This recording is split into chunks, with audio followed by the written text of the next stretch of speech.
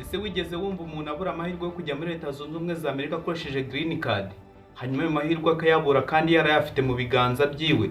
Ibi rero ndabikubwira tugendeye ku mukobwa wo muri South Africa yitwa Maria, ubwo yandikaga izina ryiwe akaryandika nabi, hanyuma hariya hajyaho Maria akandikaho icyo gihe rero bacekinga green card basanga ntago ari we. Green card yiwe arayibura kandi yarafite amahirwe yo kujya muri Leta Zunze Ubumwe za Amerika. Buri mwaka abantu barenga miliyoni 10 bapurayinga iyi green card kugira ngo byibuze bajye gushakira imirimo mu gihugu cyateye imbere cyitwa Leta Zunze Ubumwe za Amerika. Bamwe bagiye kwiga, abandi bakajyaho mu buryo bw'imikorere no gushaka akazi. Ariko mu bantu miliyoni 10 zose basaba green card yo kujya muri Leta Zunze Ubumwe za Amerika, ko namahirwe atangwa rimwe mu mwaka mu minsi itarenze 10 cyangwa 5. Hanyuma ayo mahirwe byibuze abantu bapurayinze green card bajya muri miliyoni 10. Abantu hagati y'ibihumbi 50 n'ibihumbi 55 nibo bahabwa green card yo kujya muri Leta Zunze Ubumwe za Amerika. Namahirwe rero. Hanyuma rero hari uwapurayinga agata umwanya agakora buri kimwe cyose, ariko ku mahirwe yo kwapurayinga green card akibeshyamo akantu gato cyane. Uwo Maria wo muri South Africa yibeshyeho ahari kujya ashyiraho yandika Mary, yari kwandika Maria nyine gutya uri murabyumva agashyiraho hanyuma iyi green card ituma itagaciro, hanyuma mbura amahirwe yo kujya muri Leta Zunze Ubumwe za Amerika. Ibi rero ndabikubwira nk'umunyarwanda ko mu Rwanda, muri Afrika yose, abanyafrika abeshi bajya muri Leta Zunze Ubumwe za Amerika baturuka mu gihugu cy'u Rwanda. Ibi ndabikubwira nyuma yuko Perezida Donald Trump yavuze yuko Perezida Paul Kagame ariwe muntu yemera kandi azi uharanira amateka ndetse no kubaka igihugu cy'abaturage, akumva amwespi. Hanyuma rero ku munyarwanda wese, aya ni amahirwe udakwiye gucikwa yo kwapurayinga green card. Hanyuma rero igihe wapurayinga green card, tugendeye kuri uyu mukobwa witwa Mary wo muri South Africa, hari amakosa yakoze. Hanyuma ayo makosa yakoze yatumye abura green card. Rero hari amakosa agera mu 10 abantu bakunze gukora igihe barimo barapurayinga green card. Niyo nje kukubwira kugira ngo nawe uyirinde utazayagwamo kandi nawe ufite amahirwe yo kujya muri Leta Zunze Ubumwe za Amerika.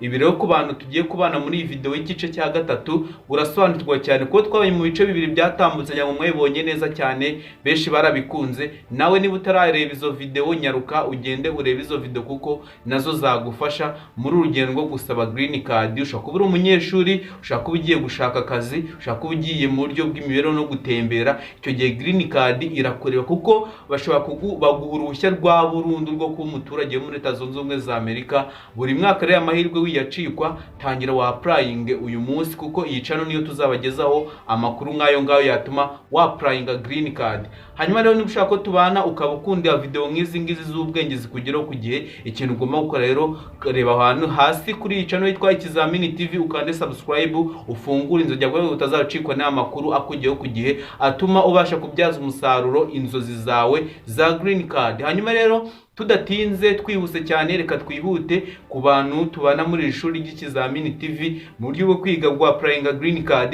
Tureba amakosa 10 abantu bakoramo ba applying green card bakayibura kandi batari bakwiye kuyibura. Ikosa rya mbere ryo tugiye kurebaho, reka turebe ku ikosa abantu bakunda gukora iryo ryitwa ku mafoto atemewe.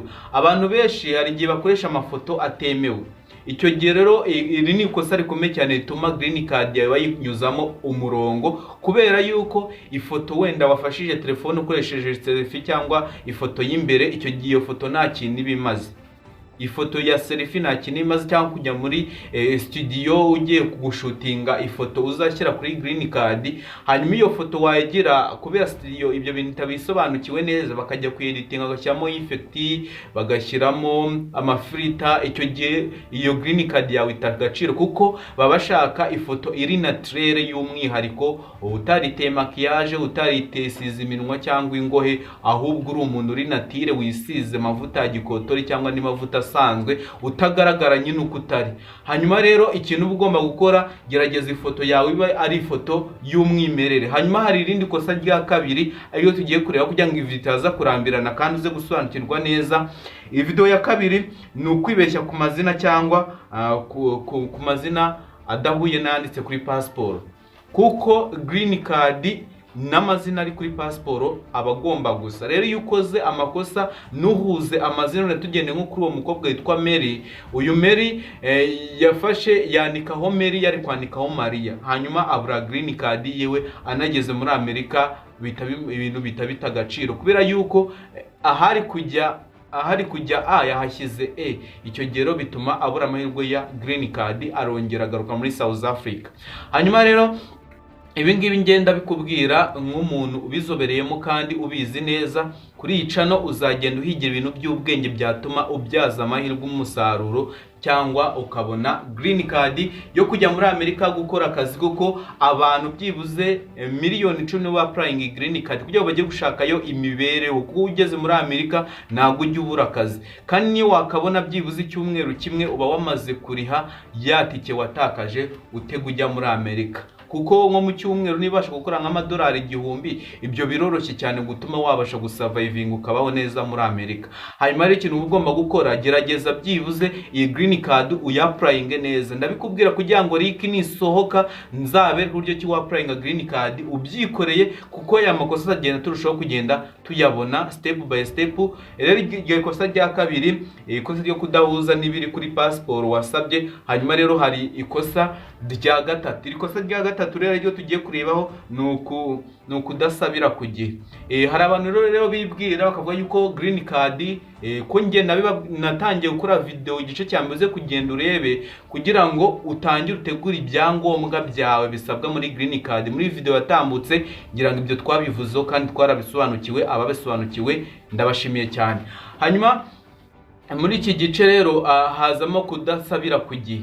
Hari igihe abantu bibeshya, hanyuma ku itariki ya nyuma cyangwa habura umunsi umwe ngo bafunge application ya green card, ugasanga nibwo ugiye gukora application ya green card lottery. Icyo gihe rero hari igihe connection zikuburiraho neza, habura amasaha makeya ugasanga application yawe irapfuye, cyangwa haba hari abaprayinze mbere buri kimwe cyose bagishyizemo neza, ugasanga abonye amahirwe kukurusha, hanyuma kuko ubikoze nyuma y'abandi bose ugahita ubura amahirwe y'i green card kandi nawe wari uyifite mu biganza byawe. Hanyuma rero ugomba kubisobanukirwa ukamenya aya makosa akorwa n'abantu barimo barasaba green card lottery.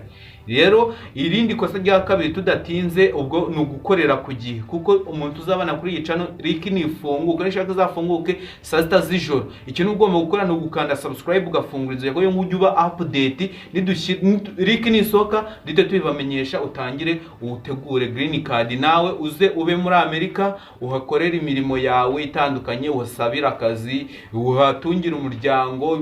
Biroroshye cyane. Green card ni ingenzi cyane mu buzima bwa buri munyarwanda wese cyangwa wa muntu wese uri hano ku isi, kuko miliyoni 10 za applying green card nago ari karinjije, baba bashaka imibereho no gutera imbere byihuse. Hanyuma rero wowe niba ubikeneye, tekereza ukoresha ubwo bwenge bwawe. Green card ni ukubona tike yonyine ukaza muri Amerika ukabaho neza. Ngira ngo benshi muzi yuko benshi murabazi bagiye muri Amerika bakabakora imirimo itandukanye, ariko twajyana mu Rwanda tukabaterera isarati urano mu kizo uvuye muri Amerika, kuko abazanye amadolari abazanye amadolari byatari. Nawe rero utangira ubyaza umusaruro iyi green card. Hanyuma rero reka twinjire ku ikosa rya kane abantu bakoramo basaba green card, ni ugusaba inshuro nyinshi green card. Inshuro nyinshi, hanyuma ukaprayinga green card uyu munsi, nejo ukaprayinga green card. Icyo gihe bakubonye muri system akabona application zawe ebyiri, byose bitabitesha agaciro, kuko uba wagerageje, uba wabaye umuskama. Kandi ibyo ngibyo muri green card muri Amerika itabona ati niyo umuntu atangiye kuduskaminga akiri mu gihugu cyiwe, nagera hano biragenda bite. Tangira rero bitegure hakiri kare, utegure ishuri imwe kandi utegure mbere y'abandi bose, kugira ngo utazajya ucikwa n'aya mahirwe ya green card. Iri niko se rya kane rero gusaba gukora application nyinshi mu buryo mu masaha agiye atandukanye, kandi green card uba ugomba kuyikora inshuro imwe gusa. Hanyuma rero reka twigire ku ikosa rya gatanu abantu bakora yo kwinjiza amakuru y'ibinyoma. Hajya umuntu yinjiza amakuru y'ibinyoma akagira ngo nago bari bumumenye, kandi system yo muri Amerika ikorana cyane no mu gihugu cy'u Rwanda, kuko u Rwanda ni rumwe mu gihugu gikorana cyane no muri Leta Zunze Ubumwe za Amerika. Niba utarubizi ibyo bintu bimenye. Rero ikintu mugomba gukora ni ukwinjiza amakuru ya nyayo. Ubwo ni indangamuntu, arabishyiramo indangamuntu itariyo, harabashyiraho itariki y'amavuko itariyo, kabone iyo waravutse ku itariki 9 z'ukwa 10, hanyuma warangiza ku irangamuntu hariho yuko wavutse ku ya mbere y'ukwa mbere, kuko abantu benshi bakunda kugwa muri uwo mutego yuko iya mbere y'ukwa mbere ari iri ku irangamuntu, ariko bo mu myumvire yabo ngo baravutse ku itariki y'ukwezi runaka. Icyo gihe kurikiza ibintu biri kuri nimero y'irangamuntu, ku ikarita y'irangamuntu uba ari byo ukurikiza. Kabone iyo bashyira iya mbere y'ukwa mbere, kabone iyo bakongeyeho imyaka udafite, ukoresha ibiri ku irangamuntu n'ibihuye no kuri pasiporo, kugira ngo utazabura green card yawe ituma ujya muri Amerika nawe ukaba ubuza amahirwe uko nguko, abandi bakagenda wowe ugasigara, kandi nawe wari ufite amahirwe yo kuapplyinga iyi green card.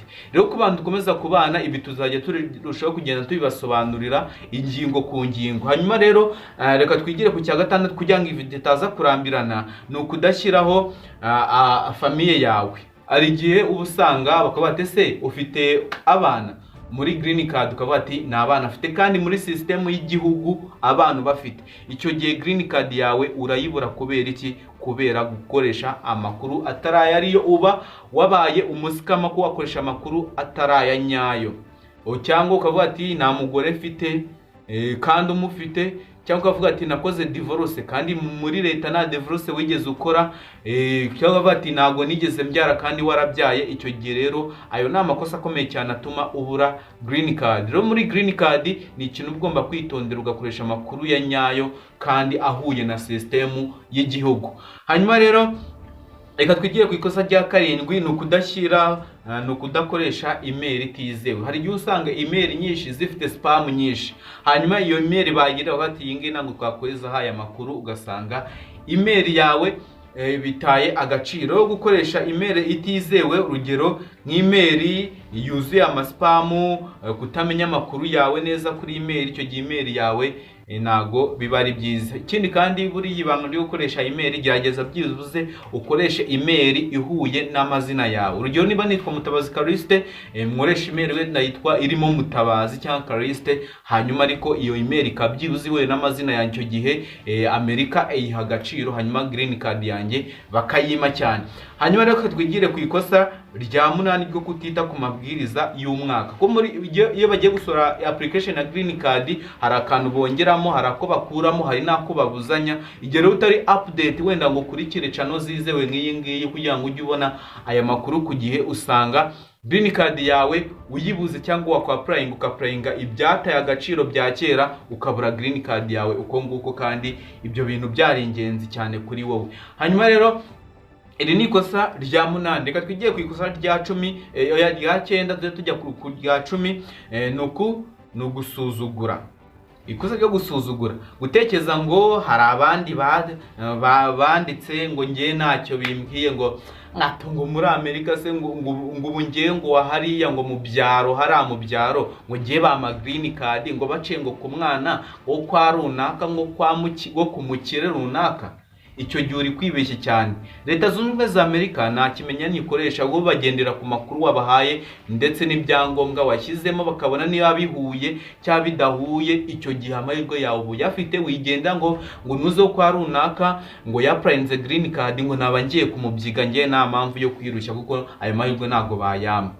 Icyo gihe rero uba urimo wibeshya, kandi green card yawe wakagize iki, wakayifashe nawe, wakayifashe kabisa. Hanyuma rero green card ni ingezi cyane, wikwita ngura aho ngaho. Iki ugomba kumenya, niba wabona ati kikujyana muri Amerika, ngwino ubyaza umusaruro ubwenge bwawe, umenye bwawe ufite, ushaka ubuzi gutwara akazi akariko kose uzi ko mu Rwanda, ngwino ugakoresha no muri Leta zunze ubumwe za Amerika. Ibyo bintu bibasha kuba byagufasha kandi no kwita ku muryango wawe, kuko mu byumweru 2 niba ubasha kwishyura ati kibakoresha ujya muri Amerika, icyo gihe nka nyuma y'amezi 2 ushaka kuba watunga ndetse ugatunga n'umuryango wawe, bakabona yuko byibuze ari ikintu uri kwinjiza. Hanyuma rero iryo ni ikosa rya 9 ryo gusuzugura ibintu nga application. Menya yuko byibuze miliyari 10 arizo zikora application yi green card kugira ngo ubone amahirwe yo kujya muri Leta zunze ubumwe za Amerika. Muri iki gice cya 3 rero nibyo narinje kubabwira, ahubwo reka twigire ku kintu cya 10 cyo kudakurikira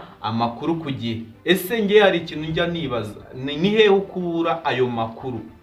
wenda niba hano twarihaye amakuru yo guhabwa green card, wowe amakuru yawe uyakura he? Ese aho hantu ukura amakuru harizewe cyangwa niba abasikama bateye muri iyi minsi? Icyo gihe rero niba ukurikira ibyo bintu wenda byo kubeshya, hari amacana abeshya batunzwe no kubeshya hano, ngira ngo murabizi, icyo gihe utuma ubura green card kandi bitakabaye ngombwa. Nyuma yo gusaba rero hari ahabugenewe uba ugomba gukurikira amakuru yawe. Urugero, gukurikira amakuru agiye atandukanye muri Leta Zunze Ubumwe za Amerika, kuko link niba yifungura ngenza ibamenyesha ku bantu bakanze subscribe bagafungura inzogera. Green card application nifungura, nshaka izafungure saa 6 z'ijoro, nzabibereka uburyo ki wakora application. Nzazano kuri kamera bibereke ukuntu bikora step by step, nawe ujye muri Leta Zunze Ubumwe za Amerika kandi ibyo bintu byagufasha. Wereye ku isi rero dukurikiye, menya yuko green card irakureba kandi wiyisuzugura ngo wumve yuko green card itakureba. Hari abantu benshi baba bashaka kubyaza amahirwe umusaruro pe, bafite ibitekerezo byo gukora ariko bakabura aho gukorera bitewe na politike cya policy and government y'igihugu, hanyuma bigatuma babura uburyo ki babyaza umusaruro amahirwe bafite. Hanyuma rero niba wumva iki gice ari ikintu kigufashije, ukanda like kuri iyi video, umanuke muri comment tubwire nawe witeguye igice cya 4 nacyo tugitegure ku buryo green card izasoka buri kimwe cyose tugifite. Hanyuma rero ngenda bakunda cyane, nge ni Celeste Mutabazi mwabanye muri iyi video, ngibagize amakuru nk'ayangaya ya green card kugira ngo nawe ubyaze umusaruro ibitekerezo byawe, uzana muri Leta Zunze Ubumwe za Amerika mu kubyaza amahirwe yawe umusaruro. Ndabakunda cyane, reka dukomeze duhura mu zindi video zigiye zitandukanye. Bye bye.